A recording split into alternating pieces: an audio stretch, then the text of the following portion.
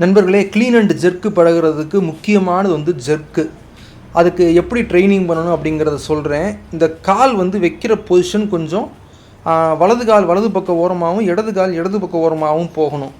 குச்சியை வச்சுட்டு ட்ரைனிங் பண்ணுற என்ன ஒரு வசதினா, தவறி போய் கீழே விழுந்தால் எதுவும் பிரச்சனை கிடையாது. வெயிட்டு கம்மிங்கிறனால எவ்வளோ நாளும் போடலாம். நான் சாதாரணமாக 5 இல்லை 6 செட்டு, சில சமயம் 10 செட்டு கூட போடுவேன். ஏன்னா குச்சி தானே, கீழே விழுந்தால் ஒன்றும் பயமும் கிடையாது, ஒன்றும் பிரச்சனையும் கிடையாது. எவ்வளோ நாளும் போடலாம், எந்த ரிஸ்க்கும் கிடையாது. இந்த குச்சியை வச்சு ட்ரைனிங் பண்ணுறது ஜெர்க்கு பழகிறதுக்கு ரொம்ப முக்கியம். எங்கள் பாலநதியார் அப்போல்லாம் குச்சி இல்லாமல் வெறும் இடுப்பில் கையை வச்சுட்டு ட்ரைனிங் பண்ண சொல்லுவார். இப்போ தான் ஞாபகம் வருது எனக்கு.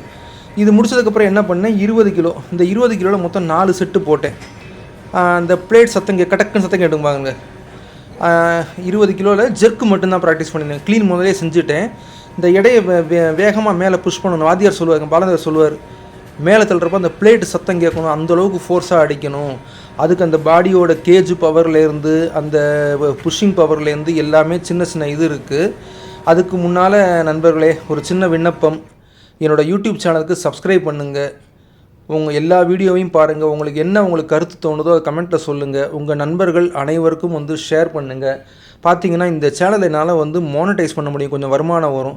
அப்புறம் கீழே டிஸ்கிரிப்ஷனில் பொருட்கள் இருக்குது. முக்கியமாக இந்த ப்ராடக்ட், இந்த 49 டே பாடி டிரான்ஸ்ஃபர்மேஷன், 49 நாளில் உங்களுக்கு வித்தியாசம் தெரிகிற அளவுக்கு பாடி ஏற்ற முடியும். நிறைய பொருட்கள் இருக்குது, எல்லாத்தையும் ஒரு பார்வை பாருங்கள். இது 20 கிலோலே அடுத்த செட்டு.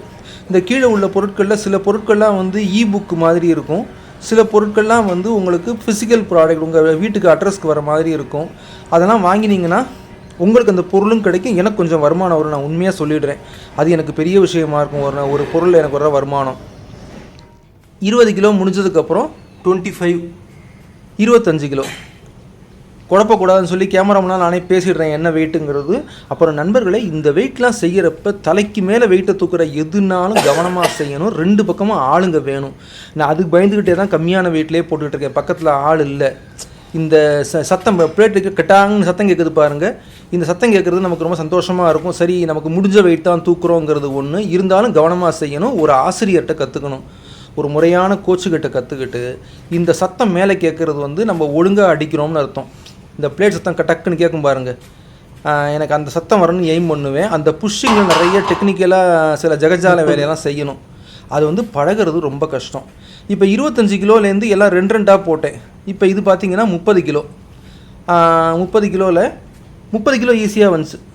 என்னோடய எய்ம் வந்து 50 கிலோவை தொடரணுங்கிறது தான். அது இப்போ முடியாது, ஒரு மாதமாவது ஆகும்னு நினைக்கிறேன். நிறையா பிரச்சனை நான் சரி பண்ணணும். இதுலேயும் பாருங்களேன், பிளேட் சத்தம் கேட்குது.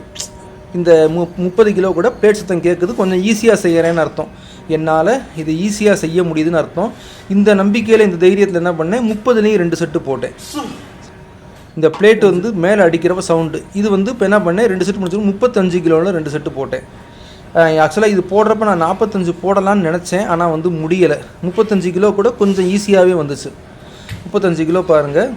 இது வந்து இது அடிக்கிறேன், கொஞ்சம் சவுண்டு கேட்கும். இதில் 30 அடித்த மாதிரி இல்லை, கொஞ்சம் கம்மியாக கேட்கும் இந்த 35. அதனால் எனக்கு என்ன பண்ணேன், 40 நிறுத்திக்கலாம். 40 வருமா என்னன்னு தெரியல. முக்கியமாக சைடில் ஆள் இல்லை பாருங்கள், அசந்து போயிட்டேன். 35 கிலோ வைக்கிறப்பே டஸ்ஸு புஷ்ஷுன்னேன்.